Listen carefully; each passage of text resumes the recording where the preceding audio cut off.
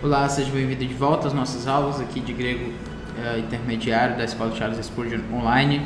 Eu sou o professor Felipe Prestes e nós estamos na nossa sexta aula aqui tratando sobre o caso acusativo, especificamente como o acusativo como sujeito do infinitivo. Então, trabalhando com vocês essa questão, como a gente já tem tratado nas outras aulas, temos trabalhado algumas construções, né, dentro dessas ilustrações aqui, para que você não se perca dentro de tantas informações. Eu quero identificar aqui as construções potencialmente ambíguas, ou seja, é quando não se há exatamente uma certeza com relação ao sentido de uma passagem.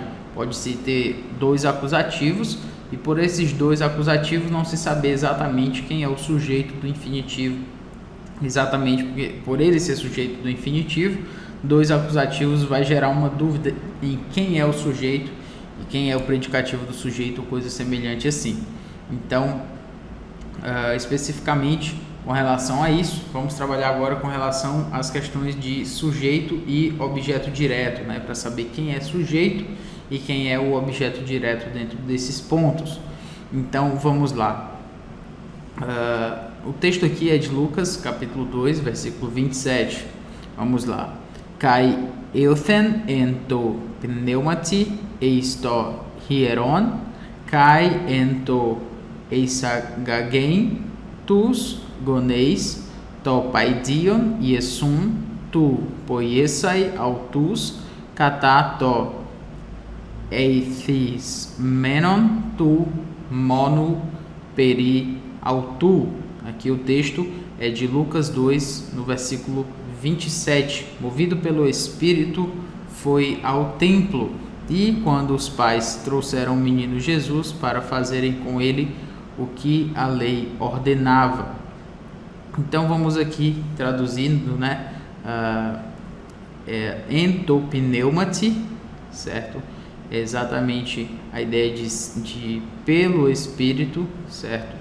Eles foram movidos pelo Espírito, quando diz aqui euthen, ou seja, ele foi eisto hieron, ao templo, movido pelo Espírito, entopneumati. Não necessariamente essa palavra movido, certo? Ela foi apresentada. Na verdade, não há esse verbo mover aí no grego. Na verdade, a versão ela só quis ajudar, né, a gente a entender o que foi que aconteceu. Talvez se traduzisse que eles foram no Espírito, ou talvez desse uma indicação de que eles foram somente em Espírito, talvez algo assim, não ficaria tão claro. Então, por isso o autor, aliás, o tradutor preferiu colocar a palavra movido, mas como você percebe aqui, ela não está presente aqui no texto, né? Nem o Kai também não está aqui traduzido, né, diretamente, ok? Mas esse Kai sim, Kai, que é I. Aqui nós temos ento eisagagen, que é quando trouxeram, né? Quando trouxeram tus goneis, ou seja, quando trouxeram os pais, topaidion, que é o menino, Iesum, o menino Jesus. Tu poiesai autus, para fazerem com ele, poiesai com ele, autus, katato efismeno, ou seja, tudo o que estava ordenado. Então, segundo o que a lei ordenava. Então, segundo o que a lei ordenava, literalmente, katato efismeno tu nomo, que é exatamente a lei, peri autu, para fazerem com ele, né, ou com relação a ele. Então, é uma passagem um pouco mais intrincada realmente, mas é como nós a temos aí. E aí nós temos aqui, quando trouxeram tus goneis to paidion. Tus goneis será então os pais, como você percebe aqui. Então nós temos esse acusativo, τους γονείς, e nós temos também que é os pais, né? Deixa eu melhorar aqui, os pais. E aqui το παιδίον Iesun, que é o menino Jesus, que é o outro acusativo. Nós temos esses dois acusativos. E nós temos então o verbo, né? eisagagen, certo? Que é o verbo no infinitivo. eisagagen e trouxeram. E aí haveria então uma dúvida, certo? Qual seria essa dúvida? A dúvida é quem é o sujeito e quem é o objeto direto. Quem é que traz quem? Já que a gente tem um verbo aqui no infinitivo, certo? Um verbo mais um acusativo mais um acusativo. A questão é saber quem é o sujeito e quem é o objeto aqui, certo? Então a dúvida ela aparece por conta disso. Só que, obviamente, como eu coloquei aqui, o bom senso ajuda em saber quem é o sujeito, porque nós estamos falando de um menino, obviamente, το παιδίον Iesun. Somente pelas questões gramaticais ficaria difícil definir quem é o sujeito e quem é o objeto, se são os pais ou se são o menino. Mas, obviamente, pelo contexto, quem é que está trazendo quem? Pelo contexto, podemos entender que τους γονείς, ou seja, os pais, é que são o sujeito, né? Então seria aqui os pais, e o acusativo seria o menino, certo? O menino Jesus. Mas isso, obviamente, por conta do contexto, certo? Já que os dois são acusativos e nós temos um infinitivo aqui que precisa se saber quem é, qual seria a tradução dele dentro desse aspecto, né? Na verdade, como ficaria a tradução dentro dessa oração aí mais intrincada, como a gente percebe. Então, nesse sentido, você percebe que não somente a gramática é que será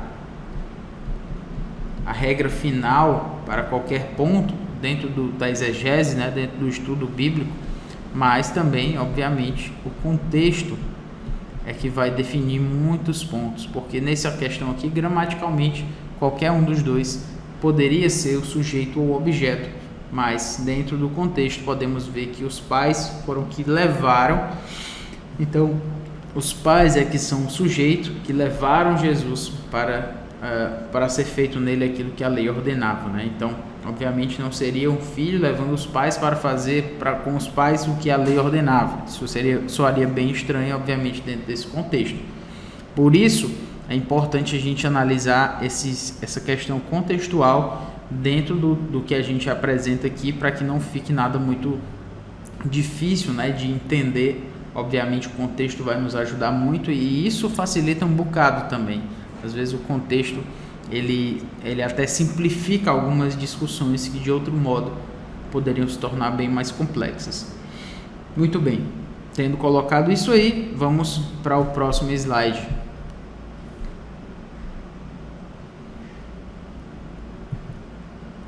Aqui nós temos o texto de 1 João, no capítulo 1, versículo 48, certo? E aqui nós temos λέγει αυτό Nathanael, πόθεν με γινώσκεις. Απεκρίθε Ιησούς καΐπεν αυτό, πρώτου σε Φιλίππου φωνήσαι όντα υπότεν σικεν eidon se, que é, perguntou-lhe Natanael, de onde me conheces? Respondeu-lhe Jesus, antes de Filipe te chamar, eu te vi quando estavas debaixo da figueira. Então vamos entender esse texto aí, certo? Λέγει autor seria perguntou-lhe. O λέγει é disse, mas como o que está sendo feito aí é uma pergunta, então o autor já traduziu o λέγει como o perguntar, mas obviamente lego significa eu digo e não necessariamente eu pergunto, certo? O legei aí, obviamente, como nós temos aqui uma pergunta, ele já indica então que é o autor traduziu o legei como perguntou-lhe por essa razão. Nathanael, ou seja, Natanael, então perguntou-lhe Natanael. Natanael perguntou a ele, por isso o autor aqui no dativo, né, com essa relação aí de objeto indireto. Pothen, donde, que é me, gnoskeis, de onde me conheces, de onde me conheces. Apekrithei, agora diferente do legei anterior, apekrithei significa, na verdade, apokrinomai, né, que significa eu respondo. Então, apekrithei está aqui conjugado, então respondeu-lhe, autor aqui, que é respondeu a ele, respondeu-lhe, Jesus. Mas agora aqui, interessantemente, o tradutor ele preferiu não traduzir o Kai Eipen, certo? Kai Eipen significa e disse, mas o tradutor preferiu não colocar essa expressão aqui. Respondeu-lhe Jesus. Ele meio que simplificou aqui, deu uma sintetizada, né, na tradução. Preferiu não traduzir o e disse, mas obviamente isso não faz tanta diferença assim, porque o significado permanece, né? Exatamente a ideia aí de que Jesus respondeu. Pro significa antes, então é até mesmo um prefixo no português, né? Quando nós temos pro, é um prognóstico, por exemplo, né? Essa é uma palavra, por exemplo, bem grega. Prognóstico. O pro aqui significa antes, certo? Como você percebe, e o gnóstico tem a ver com conhecimento. Então, quando se fala de prognóstico, tem a ver com um conhecimento que se há previamente acerca de algo, né? Especificamente, prognóstico é uma palavra bem da medicina. Então, por isso ela aparece aí dentro desse sentido. Mas, só para ilustrar aí o porquê do pro, né? Então, pro,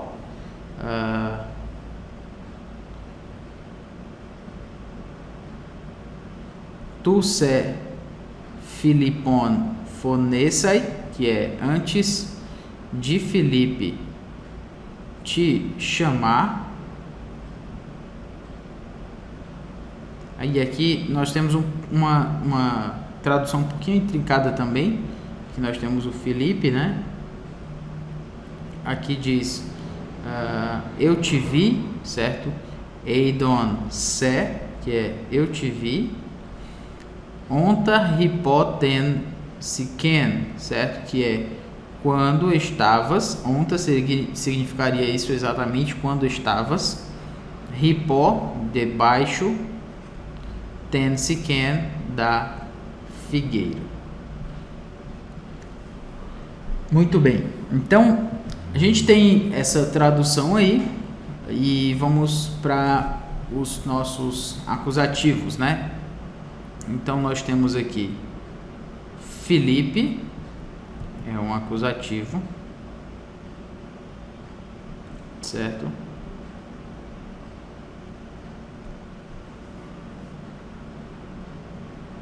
E aqui nós temos se, que é o ti.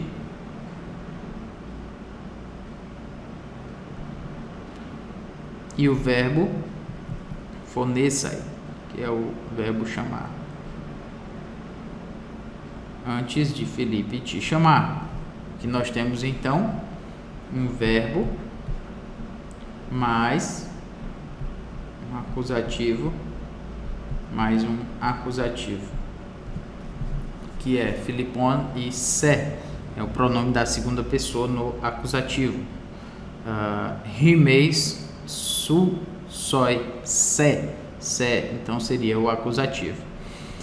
Então, qual seria a dúvida que pairaria dentro dessa questão aqui? Nós temos o phonesai, chamar, e a questão é quem chama quem? Se é antes de tu chamares Felipe ou antes de Felipe te chamar. Então é antes de Felipe te chamar ou antes de tu chamares Felipe. Por que essa dúvida? Porque eu preciso saber quem é o sujeito aqui e quem é o objeto. Nós temos dois acusativos e eu preciso saber quem é que está chamando quem. Quem é que está chamando quem? Bom, já temos colocado aqui algumas vezes que a forma como a gente pode achar o sujeito dentro da dúvida de dois acusativos, por exemplo, dentro dessa dúvida dessa construção, uma das formas de encontrar seria aplicando as regras com relação ao nominativo sobre quem é sujeito e predicativo do sujeito. Então, se você lembra das regras, como a gente já tem colocado algumas vezes, as regras são se ele é, para saber se é sujeito, né? Nome próprio, se ele é pronome ou se ele é articular. Então vamos procurar aqui. Essas regras elas podem se aplicar também a quando se está querendo achar o sujeito dentro de dois acusativos e um infinitivo. Então como é que eu vou achar aqui? Nós temos Philippon e nós temos se. E aí gera uma dúvida, né? Porque nós temos Philippon, que é um nome próprio, e se, que é um pronome, né? São dois dentro da regra, mas existe a regra do mais forte. E o nome próprio, neste caso, ele ganha do pronome. Então, é antes de Felipe. Felipe, então, será o sujeito. Te chamar. Te, no caso, será o objeto. Por quê? Porque Philippon seria aquela lei do mais forte em que o nome próprio seria mais forte do que um pronome para poder identificar quem é o sujeito. Sendo assim, Philippon ganha e então é antes de Felipe te chamar. Ah, professor, mas a tradução está aí. Eu já sei que é assim, né? Bom, depois que a tradução está feita, é bem fácil entender por que está certo, né? É mais ou menos quando a gente estuda matemática, né? E eu lembro que eu não tinha tanta facilidade assim com muitos problemas matemáticos quando eu estudava na escola. E aí eu olhava para aquilo tudo, aquele trabalho que dava e aquele problema complexo que era apresentado. E aí depois que o professor colocava no quadro, né, a resolução, tudo parecia muito simples. Mas antes dele colocar, não parecia simples, né? Parecia bem difícil, na verdade. Então, às vezes a gente olha para a nossa resposta, já que a gente já tem a resposta do exercício, né, do grego, porque a gente já tem essas nossas versões em português, a gente pode olhar e pensar assim, não, mas a resposta está aí, é muito fácil, né? Não, mas a forma como a gente pode chegar nessa tradução, muitas vezes gera mais trabalho, e é bom também a gente passar por esse trabalho para poder entender como foi chegado nesse ponto, quais foram os elementos que o autor utilizou que o tradutor utilizou para fazer sentido para a gente. E muitas vezes, porque essa resposta já está para a gente, a versão já está para a gente, disponível, a gente não quer ter tanto trabalho assim para estudar, né, para ver essas respostas, enfim. Mas é bem importante que a gente saiba, justamente para que a gente não se engane aí com algumas traduções que já estão colocadas como prontas para a gente, mas que na verdade demandaria da gente muito mais trabalho para a gente entender exatamente como funciona e tal e tal. Então, por essa razão, você pode achar que é algo trivial aqui, né? Felipe te chamar e tal. Não é tão trivial assim. São elementos que, quando você está no grego intermediário, você precisa entender que o nosso estudo ele começou a ficar um pouco mais complexo, um pouco mais profundo. Eu imagino que, se você tem assistido até aqui as aulas, você tem um interesse maior no grego, talvez de traduzir para outras línguas, talvez como missionário, talvez para alguém que já queira se aprofundar mais como um próprio erudito mesmo na língua grega, né, um exegeta e tal. Então, elementos como esses são necessários para a gente entender como foi que o tradutor chegou naquela tradução e não simplesmente ficar, como é que se diz, né, muito acomodado na posição de alguém que simplesmente já recebeu a tradução pronta e agora só usufrui desse ponto. Então, só para a gente não cair nessa dificuldade aí, que eu considero, a gente precisa se ater a pontos como esses, ok? Muito bem. Então, por último, vamos tratar aqui sobre mais um texto. No caso agora, sujeito e objeto, né, com verbos transitivos infinitivos. Vamos lá.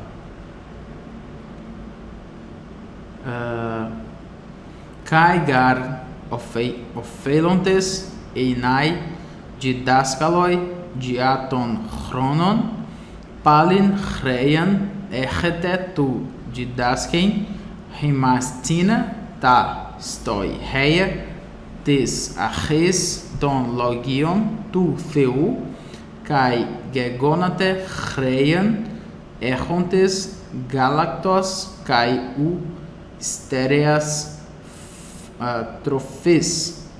Então, pois com efeito, quanto devieis ser mestres, tendendo ao tempo decorrido, tendes novamente necessidade de alguém que vos ensine de novo quais são os princípios elementares dos oráculos de Deus. Assim vos tornastes como necessitados de leite e não de alimento sólido. Vamos aqui então, gar, que é o pois, ophelontes. Então esse com efeito aqui não necessariamente foi traduzido de uma palavra em grego, né? E o Kai é o seguido argumento aí. E aí quando diz ophelontes einai didaskaloi, seria quando devieis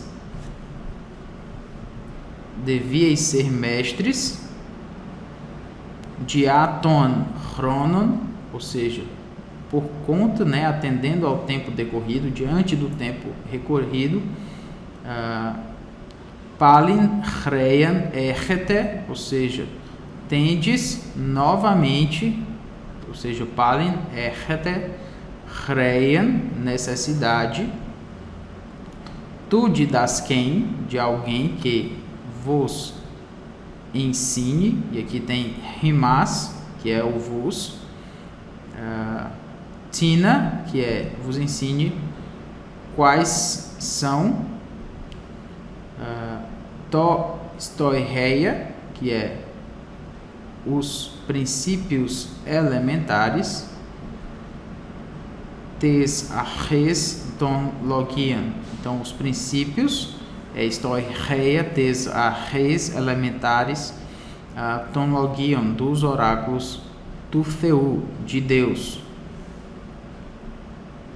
Kai gegonate, que é assim vos tornastes, chreian, ou seja, como necessitados, galactos, de leite, certo? Então, como quem tem necessidade de leite, quem tem necessidade de leite, essa ideia é archontes aqui, Kai e o não stereas trofes, ou seja, de alimento sólido, ok?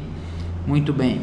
Então aqui a gente precisa entender o que a gente está buscando aqui, certo? Primeiro vamos lá, né? Palin chreerten tu didasken, ou seja, aqui é o nosso verbo didasken, ensinar, que alguém ensine. E a questão é, né? Nós temos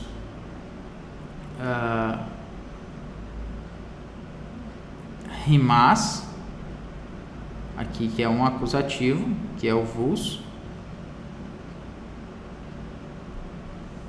e o tina, que é um outro acusativo, que é o quais são, certo? Melhor como os quais. alguém que ensine de novo quais, ou seja, alguém que ensine de novo alguns dos princípios elementares, enfim, é essa a ideia. Então, o ponto aqui é a gente entender, nós temos o verbo didasken e 2 acusativos, certo? Mas como você pode perceber aqui, você tem didasken rimas tina, que seria esse ensine a vós, ou alguém que vos ensine. Você tem eu me confundi aqui pelo jeito, e é melhor eu resolver esse problema aqui. O tina não é o quais, certo? O tina não é o quais. Na verdade, o tina é alguém. Então, esse aqui é, na verdade, o acusativo. O tina. Certo? Então, a questão é que seria a pergunta: que vos ensine, que alguém vos ensine, ou que vocês ensinem a alguém. Como a gente já tem falado, o contexto é um elemento muito importante dentro dessa dificuldade que se apresenta entre 2 acusativos. O autor de Hebreus, ele já está dizendo para aquelas pessoas: olha, vocês precisam aprender, vocês já deveriam ser mestres, vocês já deveriam aprender tudo isso. E aí ele diz: é necessário que alguém vos ensine. Tina rimas didasken. Então, quem é que seria o sujeito aí? Pelo contexto, a gente percebe então que será alguém. Será o sujeito, certo? E o acusativo, segundo acusativo, o objeto será o vos. Porque, pelo contexto, eles deveriam ser mestres. Se eles deveriam ser mestres, eles não estão ensinando a ninguém. Eles deveriam, mas não são. Então, na verdade, é alguém que está os ensinando. Então, esse alguém é que será o sujeito dentro dessa oração, dentro dessa construção aí, ok? Então é isto, espero que você tenha gostado dessa aula. Na próxima aula continuaremos dentro dessas questões para deixar ainda mais claro esses pontos sobre os 2 acusativos e essas construções potencialmente ambíguas que se colocam diante de nós. Um grande abraço, que Deus o abençoe.